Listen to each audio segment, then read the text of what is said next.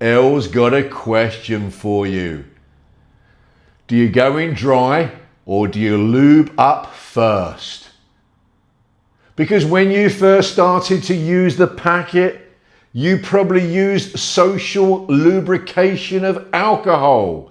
You were probably first introduced to the packet in a pub or a bar or at a party. And a friend of yours said, here, have a go on this.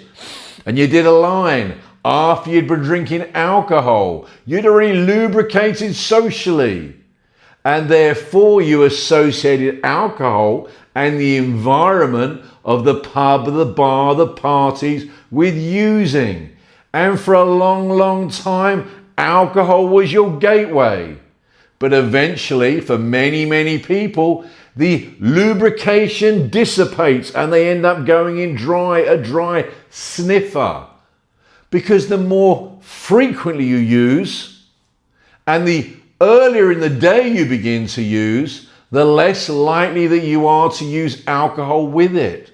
Because if you're a tradesman or you're a CEO, you can't turn up to work smelling of alcohol, but you can certainly get away with doing a cheeky little line.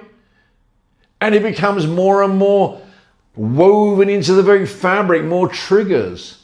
And not drinking alcohol becomes the normality. In fact, drinking alcohol becomes a rarity. Maybe on the weekend, maybe late at night when you're finishing and you just want to down it. But even then, that's for another purpose. You just want lights out at that point.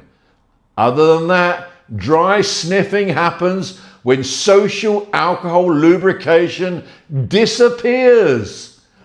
What's that about?